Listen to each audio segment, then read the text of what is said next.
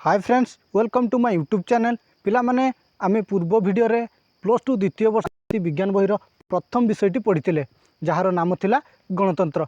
तो पिला माने सही गणतंत्र आमे कौन कौन पढ़ी ना प्रथम पढ़ी गणतंत्र अर्थ, द्वितीय पढ़ी गणतंत्र संज्ञा, तृतीय पढ़ी गणतंत्र प्रकारभेद, तत्सहित प्रत्यक्ष गणतंत्र उपादान पढ़ी। तो किंतु आज आम यही वीडियो रे गणतंत्र वैशिष्ट्य बा लक्षण पढ़ा। तो गणतंत्र प्रथम लक्षणटी है जनप्रिय सार्वभौमत्व। गणतंत्र शासन रे सार्वभौम क्षमता जनसाधारण हस्तरे न्यस्त थाए। सार्वभौम क्षमता कहले कौन ना सर्वोच्च क्षमता क्या हाथ में न्यस्त थाए ना जनसाधारण हस्तरे न्यस्त थाए। एठारे सरकारी निष्पत्ति गुड़िकर दायित्व राष्ट्र समस्त नागरिक माने बहन करिथांती। अर्थात गणतंत्र सरकार रे निष्पत्ति गुड़िकर दायित्व देशर नागरिक माने ही बहन करिथांती। राष्ट्र शासन आउ कौन करथांती ना राष्ट्र शासन परिचालना एवं आईन प्रणयन क्षेत्र में नागरिक माने प्रत्यक्ष किंबा परोक्ष भावे अंशग्रहण करिथांती। तेणु एठारे ऋषंकर मतबाणी है लोकमानंकर मत ही ईश्वरंक मत कार्यकारी होइथाय बोली कहिचंती।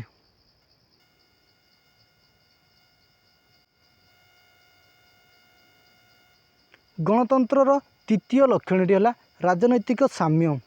राजनैतिक साम्य कहले राजनैतिक समानता को बुझाए। गणतांत्रिक राष्ट्र रे समस्त नागरिक आईन दृष्टि रे समान। एठारे काहारी को छोट बड़ बोली विवेचना करा जाए नहीं। एठारे समस्त नागरिक समान भावे विवेचना होइथंती। तो कौनसी नागरिक को जाति धर्म वर्ण लिंग निर्विशेष काहारी को बाद दिया जाए नहीं। एठारे समस्ते समान सुविधा सुजोग उपभोग करथंती। से माने समस्ते आईन सुरक्षा बलय मध्य अवस्थापित होइथंती। सर्वोपरि समस्ते जाति धर्म वर्ण लिंग भाषा अंचल निर्विशेष समाज रे समान विवेचना होइथंती। तेणु यही शासन रे जड़े व्यक्तिर खंडीय भोट नीति ग्रहण करा जाय थाए एवं सार्वजनीन साबालक भोट प्रथा प्रचलन करा जाय थाए। सार्वजनीन साबालक भोट प्रथा कले कौन बुझ पिला माने आम देश रे 18 वर्षरु ऊर्ध्व वयस्क लोक माने भोट देवाई उपयुक्त होता। तो सही मानक कह जाए कौन ना सार्वजनीन साबालक भोट प्रथा।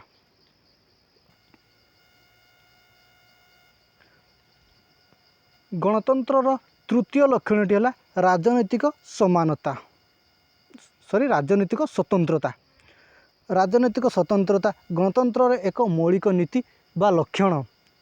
यह बल रे नागरिक माने केते गुड़िए मौलिक अधिकार उपभोग करथंती। से मौलिक अधिकार गुड़िक है कौन ना मतदान अधिकार, निर्वाचन रे प्रतिद्वंदी करिवार अधिकार, मत व्यक्त करिवार अधिकार एवं सरकार को समालोचना करिवार अधिकार इत्यादि अधिकार उपभोग करथंती।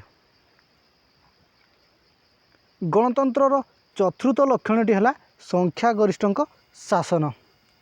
गणतंत्र रे समस्त नीति और निष्पत्ति संख्याधिक मतरे स्थिर होता है। निर्वाचन रे संख्यागरिष्ठ मत हासिल करथिबा प्रार्थी निर्वाचित होइथांती।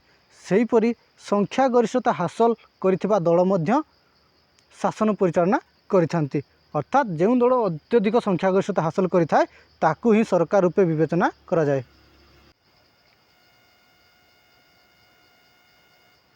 गणतंत्र पंचम लक्षणटी है सम्मतिर शासन। गणतंत्र शासन को सम्मतिर शासन कहा जाए। यही शासन व्यवस्था रे बल प्रयोग द्वारा कार्य हासिल करा जाए नहीं। आलोचना एवं तर्क वितर्क माध्यम रे विभिन्न समस्यार शांतिपूर्ण समाधान करा जाय थाए। अर्थात सम्मतिर शासन कहले कौन ना यही गणतंत्र शासन रे कौनसी व्यक्ति निजर बल प्रयोग करी आईन प्रणयन करि पारंती नहीं। जनसाधारण सम्मति को नहीं आईन कार्यकारी होता है। गणतंत्रर षष्ठ लक्षणटी है सहनशीलता। गणतंत्र रे संख्यागरिष्ठ दलर प्राधान्य रही है।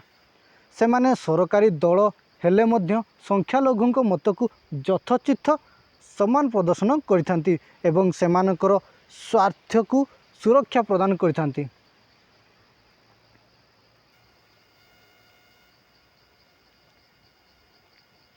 गणतंत्रर सप्तम लक्षणटी है सांविधानिक शासन। गणतंत्र सरकार रे सांविधानिक नीति और नियम को मानि शासन करा जाय थाए। एही शासन रे सांविधानिक पद्धति रे गणतांत्रिक उपाय रे सरकार परिवर्तन होइथांती। भोटर माने निर्वाचन जरिया रे सेमानकर प्रतिनिधि मानकु चयन करिथांती। एठारे बल प्रयोग करी शासकों को गादीच्युत करा जाए नाही। सांविधानिक शासन कहले कौन ना गणतंत्र रे सांविधानिक नीति एवं नियम को मानि शासन करा जाय थाए। एठारे कौनसी प्रार्थी निजस्व बल प्रयोग करी आईन प्रणयन करि पारंती नाही। एवं एही गणतंत्र शासन रे सांविधानिक नीति एवं नियम माध्यम रे सरकार परिवर्तन होइथांती।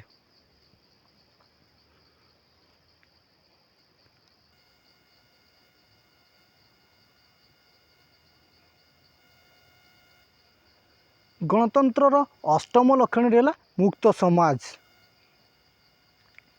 गणतंत्र मुक्त समाज व्यवस्था उपरे विश्वास रखे। सरकार मुक्त परिवेश रे परिचालित होइथांती। जनसाधारण निर्भय रे निजर मतामत प्रदान करथांती।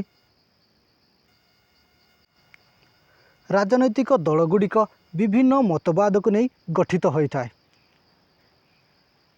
नागरिकों को स्वाधीनता, मुक्त मतामत, मुक्त शिक्षा, मुक्त न्याय प्रदान करिबा, मुक्त समाज प्रतिष्ठा करिबा गणतंत्रर मुख्य लक्षण।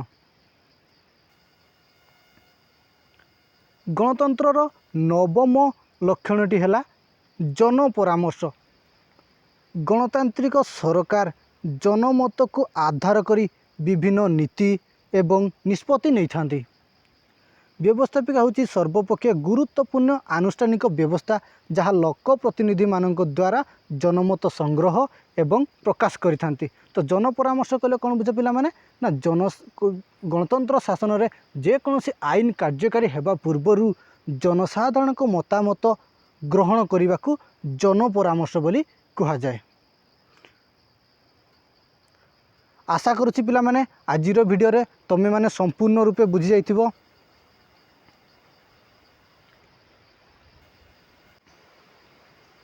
जदि आपण मानकु मो वीडियो पसंद लगी थाए तेबे like, share, comment and subscribe करने को भूलंतु नहीं।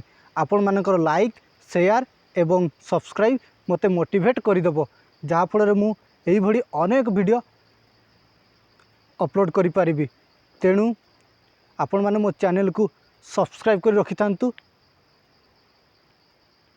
Thank you very much.